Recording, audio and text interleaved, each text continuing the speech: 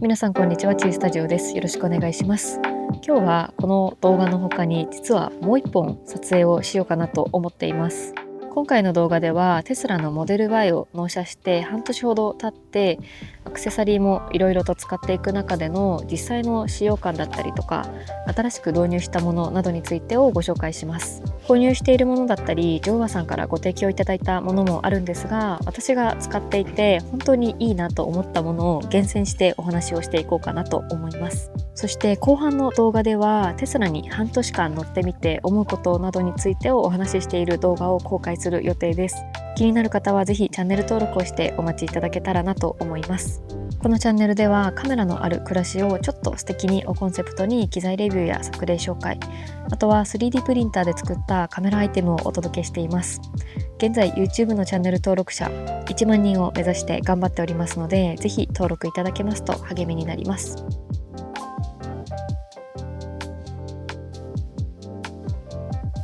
まず1つ目で、そして皆さんに本当にお勧めしたいのがフロアだったりトランクをカバーするライナーになります。モデル Y はこのように触れることが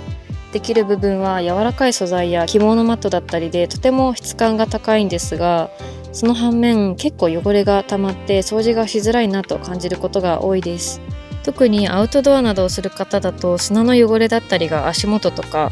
あとトランクの部分にどうしてもついてしまうと思うので、それが傷としても結構目立つのかなと思います。私も納車してすぐに大きいスーツケースを載せた時に大きめの汚れを作ってしまって汚れを落とすのに苦労をしたので、気になる方は多いんじゃないかなと思います。そこで私はこのようにトランクだったり足元などをすべてジョーアさんのライナーセットでカバーをしています。このカバーがあることで結露など水漏れするような時や汚れなども掃除しやすいですし、何より布系の素材にはないさっと汚れを取れることが何よりも魅力です。モデル Y は単に広いだけではなくて収納としても荷物をたくさん積むことができるので、荷物を載せることでの不安を少し解消できるというのもいいポイントです。このカバーライナーは納車してすぐに導入してよかったので、もしこの後納車される方も早めに取り替えると綺麗なテスラライフを送れるのかなと思います。トランク関係のカバーでも発売されていますし、足元のフロアライナーでの販売もしているので、ぜひチェックしてみてください。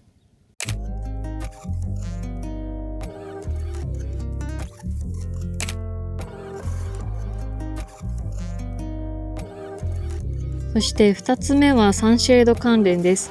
テスラの魅力的な特徴はこの開放的なサンルーフ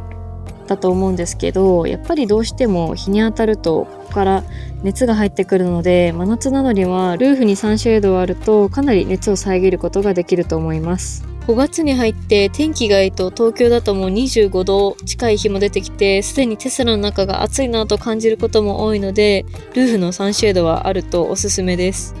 私はジョーアさんから提供いただいたものを合わせて全てのガラスを覆うことができるサンシェードを使っています。サンシェード自体は車中泊用に導入したもので、どうしてもプライバシーの部分で気になったりとか、明るい街灯などが入ってくる環境だとどうしても寝づらいなと思うこともあったりするので、車中泊をする際にはかなり重宝しています。前回のアクセサリー動画の時にもご紹介したんですが、納車してすぐ安価なサンシェードを購入したんですけど、なんかつけるとだんだん落ちてきたりとか、ずれた隙間から光が入ってきたりと、使っていてかなり不満がありました。なんですが、前回の動画の後ジョーアさんのサンシェードに変えてみるとクリップなどもしっかりとフィットしてくれるので、安定感を持ってガラスを覆うことができるようになったので、とても快適になりました。しかも見ていただいたらわかると思うんですが、遮光性もかなり高くて、今日中に撮影しているんですが、しっかりと車の中が暗くなってくれています。クリップでこのように留めるタイプになっていて、サンシェードを外すとクリップ自体は残ってしまうので、クリーンな見た目がいいよっていう人は一度確認をしてから購入するのがいいのかなと思います。私は長時間屋外の駐車場に停めることも多いので、今年の夏は長時間の時は積極的にフロントのガラスサンシェードもこまめに使っていこうかなと思っています。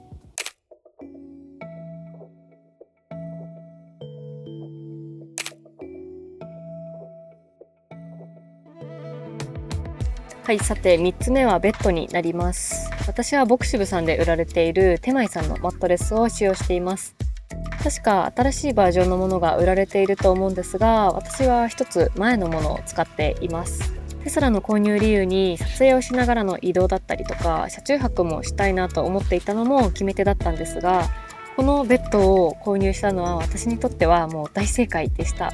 長距離運転での休憩で仮眠をしたりとか、あとは RV パークで車中泊を楽しんだりなどのシーンで大活躍してくれています。純正では空気を入れるマットレスもあると思うんですが、膨らませたりとかっていう手間を考えて折りたためる方のマットレスにしたんですけど、これはもう大正解だったなと思います。このマットレスは折りたたむとトランクのこの下側のスペースに収納もできるので、コンパクトになるところも好きなポイントです。なのでもし車中泊をしますよという方は、このマットレスかなりおすすめです。さっきご紹介したサンシェードとこのマットレスがあれば、車中泊する方は本当に快適に過ごせるんじゃないかなと思います。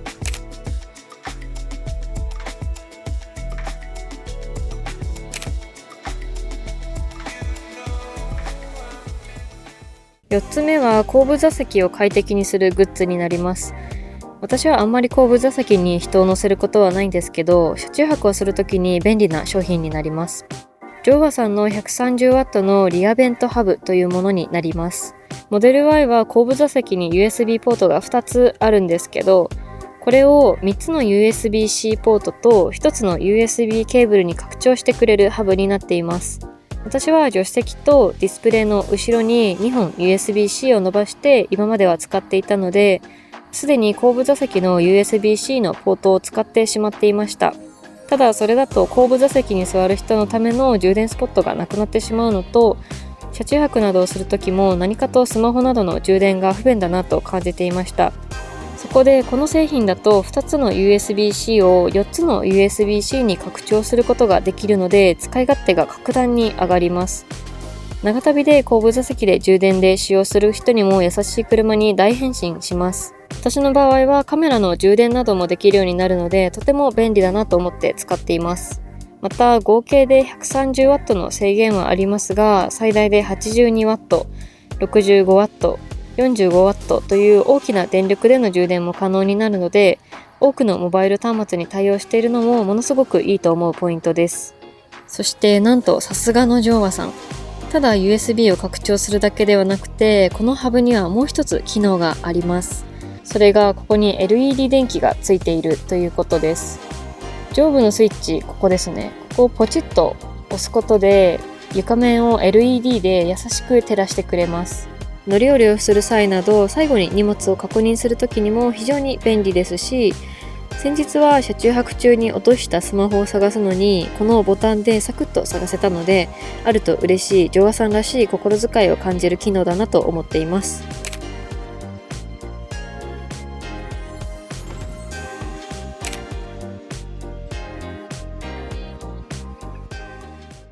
そして5つ目はトランクアンビエントライトというものになります。こちらもジョーワさんに送っていただいたものになるんですが、トランク部分に取り付けるアンビエントライトになります。磁石センサーを使ってトランクがオープンすると LED ライトがふわっと光ってくれるものになります。トランクの開閉に合わせて自動でライトがついてくれるもので、スイッチなどを気にしなくていいので、夜などはとても快適にトランクの荷物の整理ができます。これも車中泊で夜にベッドを出したりとか、あと荷物を整理したりするときに役立っています。このライトも明るさの調整を段階的に変えることができます。このライトを最大にすると、もう夜だと眩しいと思うくらい明るく光ります。取り付け自体も簡単で、トランク部分のゴムの隙間にこうやってはめ込んでいくだけで綺麗に取り付けることができました。電源自体はここの USB-C での給電ですが、付属のシガーライターソケットから USB-C に変換できる変換アダプターを使って接続をすることができます。コントローラーには面ファスナーがついているので、後ろ部分にさっとつけておくことができます。これは友達を送った際の帰り際などにトランクに荷物を落として忘れてしまうことなどもあるかもしれませんが、このリアライトがあるおかげでさっと明るく確認できるので、とっても便利です。そして6つ目はモディファイさんのドアフェンダーになります。いわゆるドアパンチをした時にぶつけて傷をつけないためのプロテクターになるんですが、最初はつけた時の見た目も含めてなんかどうなのかなっていうところもあったんですけど、つけてみると安心感が全然違いました。テスラはやっぱり横幅が広いこともあって、ドアを開けるのに結構神経質になることがあったりとか、場所によっては駐車場を選ばなければいけないことってどうしてもあると思います。狭い駐車場を含めて、私はなるべく壁際にテスラを駐車したいなっていうふうに思うことが多いんですが、どうしても壁にドアがぶつかってしまう可能性はあるので、このドアディフェンダーをつけてから降りる時の安心感が格段に変わりました。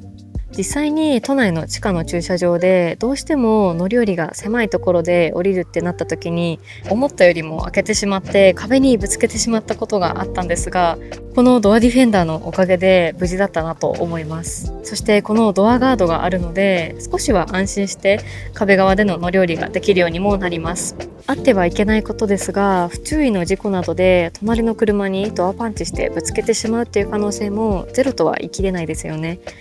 特に初めてテスラで乗り降りをする人などは、もしかしたら思ったよりも大きく開いてしまったりとかっていうこともあるかもしれません。そのあたりも安心を買うっていう意味でも、外観が気にならなければぜひ導入を検討してみてもいいのかなと思います。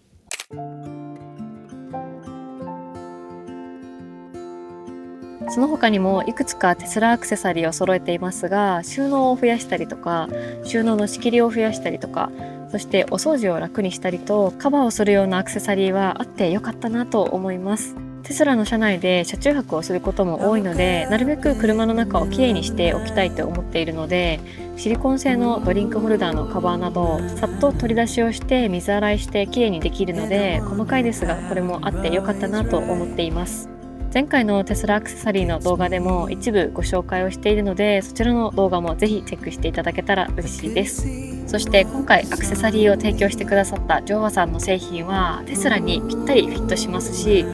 細かいところに手が届くテスラライフをより快適にしてくれるアイテムが本当にたくさん揃っています。概要欄にリンクを貼っておきますので、そちらもぜひチェックしてみてください。そして何やらジョーワさんからトランクの下にフィットする冷蔵庫のようなものも今後発売されるような情報を SNS で発信されていましたが、私は今このテスラのために冷蔵庫が欲しいなと思っていたりもするので、今後の新製品もとっても楽しみです。それでは今回の動画はここまでです。最後までご視聴いただきありがとうございました。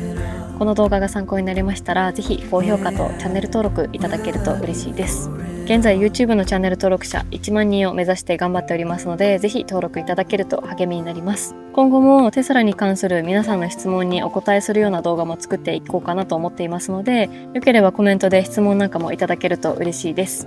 あとは写真やものづくりに関する情報は他の SNS でも随時発信していますので、よければそちらもフォローいただけると嬉しいです。今後も写真や制作の裏側などをシェアしていきますので、ぜひチェックしてみてください。